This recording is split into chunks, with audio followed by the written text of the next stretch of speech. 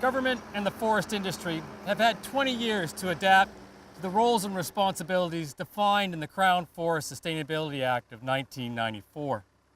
The Ontario Ministry of Natural Resources and Forests are responsible for monitoring compliance and providing manuals and guidelines to be followed. It is the role of industry to prepare forest management plans and be responsible for their successful implementation. Less than half of Ontario's Crown forests are available for management. That portion, about 25 million hectares, is divided into blocks called management units. Forest management within each unit is the responsibility of a Sustainable Forest Licensee, or SFL. The terms of their license require that before any activity takes place, they must have an approved long-term plan with input from the public and Aboriginal communities. The plans cover both harvest and the renewal of a natural forest landscape as set out in the Crown Forest Sustainability Act. The Crown Forest Sustainability Act ensures that everything is done in a way that it's sustainable. And we have to use every tool that's in the toolbox, we have to use it to achieve what we need to achieve. And that basically what we're trying to achieve is survival. Survival for us as humans, survival for the animals, survival for the plants, survival for the fish, and survival for the clean water, especially. The idea is that we're trying to produce a natural landscape, and what this means is it doesn't just mean a landscape of trees that are the right age for harvesting. This means old growth forests. This means young forests. This means intermediate age forests. So we must consider a landscape that has all of these forest types and all of these forest ages represented. There's all the time some disturbance going on. Forest is growing, succeeding from one type of forest to another type of forest. That the shade-tolerant species grow under the shade of less tolerant species. It's a very natural process that is constantly taking place. Plus, there are all kinds of natural disturbances like wind, drought, insects, ice, flooding, fire occasionally as well. So there's major dynamics going on in the forest that takes place regardless of what we do. So what we need to do is to produce a variety, a diversity of different habitat types that reflect the diversity of natural conditions that wildlife would be exposed to. And this is the way that we can comply with what the Crown Forest Sustainability Act wants us to do. The SFLs had to implement the very best forest practices if they were going to meet the goal of sustainability. They depend on professional foresters, ecologists, and biologists who study human and natural disturbance, how they affect forests, and how various plants and animals adapt to these changes.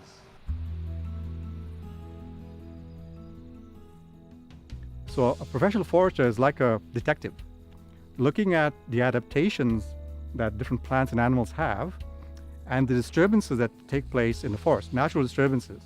We look, for example, how fires spread, which trees are killed, which trees survive. We look at wind disturbances, we look at insects and diseases, and how that also affects forests. Then we can also look at human activities, like forestry activities, and compare that to the natural disturbance and the adaptation that plants have and the forest has. And look at if they're similar or different. If they're different, then how can we change those human practices, our logging practice, our regeneration practices, to more closely match what nature does.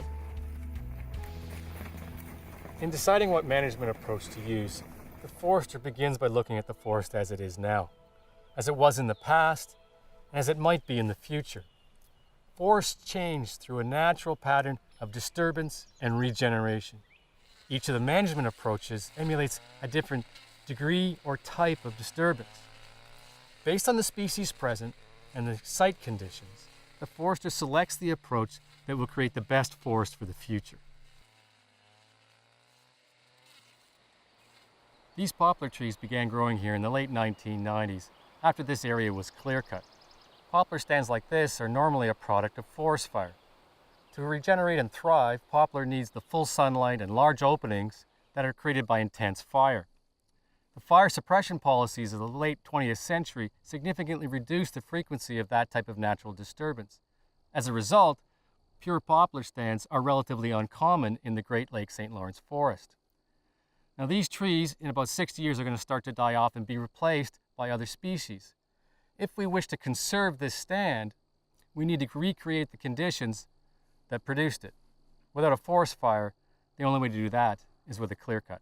I think that clear cutting in Mazenal Lanark is definitely a useful tool to have, not to mention the fact that there are some species that simply will not grow in the closed forest. Poplar, for example, a very major species for use by wildlife.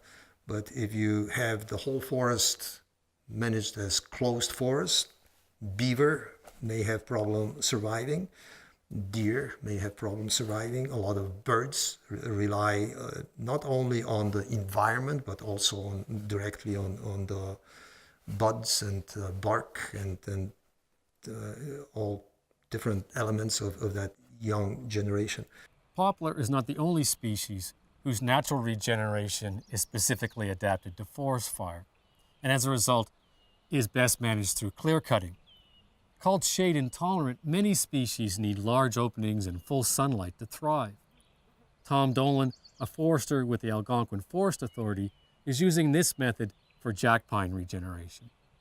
Jack pine have what are called serotinous cones, so they need heat from either a fire or post-logging to get the cones to open. And that's something that they've evolved through time. That's their kind of strategy to regenerate. We don't do very much clear cutting in Algonquin Park. It's probably less than 5% of our forest is clear cut. But in a jack pine forest, we need to do a clear cut to regenerate it. And because Algonquin Park is kind of on the edge of the Great Lakes St. Lawrence forest region, we have in our forest management plan some objectives to try and maintain this jack pine on the land base so that it's still here over time, because we don't want to kind of lose it. When people talk about clear cutting, a lot of people I hear say, oh, you clear cut to maximize the volume out of the cut. And we clear cut those species that only regenerate with full sunlight, and that's why we clear cut. We manage white pine and the shelterwood system because of the light conditions that they required. And the same thing with hardwoods. So it's all about the light and how much light they need or how much light they don't need, and that's how it's being managed. Clear cutting is uncommon in the Great Lakes St. Lawrence forest, but it's used regularly in the spruce and jack pine forests of the boreal. Up until the 1990s, clear cutting literally meant cutting all the trees. Recent studies on how best to emulate the impact of fire have led to new ways of managing. The Crown Forest Sustainability Act, when it said that we must emulate natural disturbances to the extent possible, this is when people started looking more closely at what a natural disturbance really looked like. It isn't just the shape or the size of what a natural disturbance is, it's what a natural disturbance actually does to the forest. When a natural disturbance creates a new forest, there are all sorts of individual trees left standing. And this is true of vegetation or forests around the world. Wherever fires occur, this is what happens. Some trees get killed right away, some trees get damaged and die later, and some trees survive a long time. So we took that understanding and we use it in our practices today. That was probably the most critical change we could have made in how forestry was undertaken in the boreal forest and in the Great Lakes St. Lawrence forest region.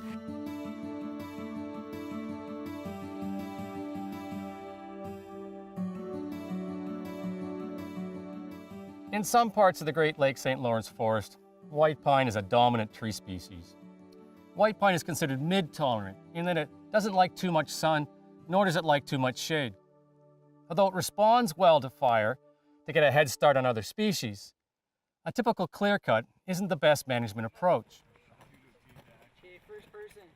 Uniform shelterwood is a forest management approach that removes the older forest in stages to create just the right amount of sunlight for species like white pine and red oak.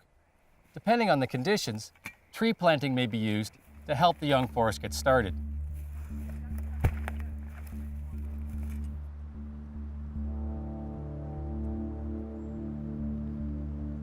So this is a white pine shelterwood seeding cut here. In a white pine shelterwood seeding cut, we're trying to emulate a natural understory burn and regenerate white pine. In this particular spot, it was harvested about 7 or 8 years ago, and we've come in and roughed up the soil and planted some trees, as well as got some natural regeneration from some of the overstory trees. So if we kind of fast forward into the future, roughly 30 or 40 years later, the trees get to be this size. So when the trees get to be this size, we're ready for the next stage of the shelterwood system, which is the final removal. So in the final removal, we start taking off a lot of those big trees. We don't take all of them. It's important to leave a few for structural diversity and for wildlife values and those sort of things. It's good to have those big trees on the landscape.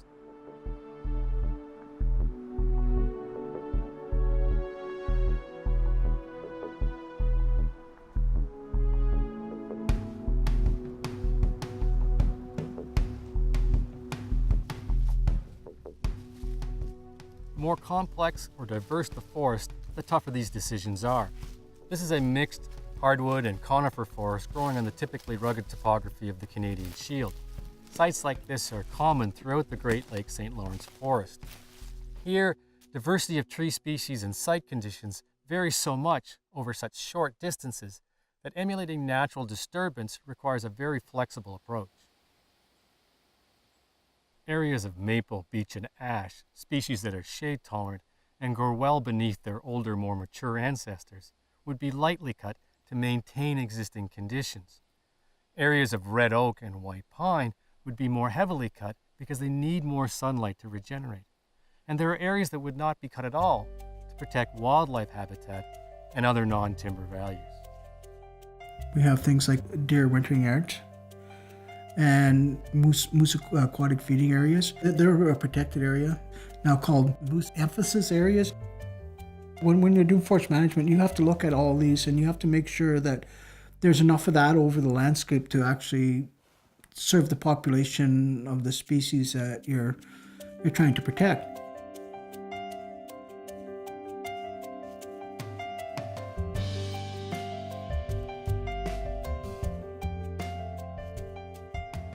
No harvest plan is simple.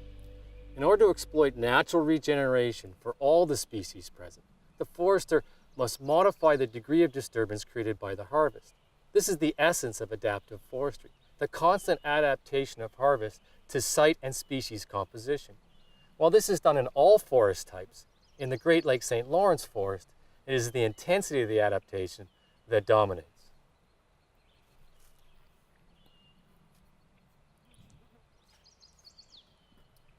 In order for this system to work, the logger running the chainsaw or the mechanical harvester needs to know what trees they're allowed to take. These marks on the trees tell them what to do. The exact pattern varies depending on the overall approach, but the purpose is always the same. The logger will know what trees they can cut and what they must leave behind, and the cut can be monitored afterwards for compliance. The decisions and marks are made by certified tree markers who follow specific instructions written by foresters. Tree marking is very unique to the Great Lakes St. Lawrence forest region. Basically, prior to trees being cut, every tree is looked at by a forester or by a trained technician, and they make decisions on the tree quality or on the wildlife values, and they walk every acre. The easiest way to think about tree marking is that you take the worst, leave the best. So it's like you're investing in the future. We are in no way going through and cutting the best trees. That's the exact opposite of what we would do in forest management.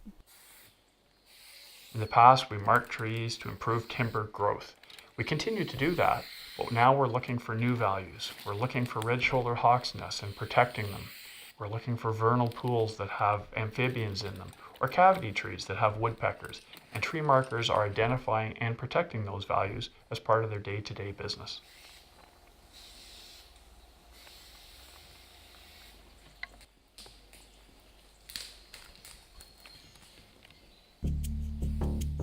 Not all Crown Forest is intended to be harvested.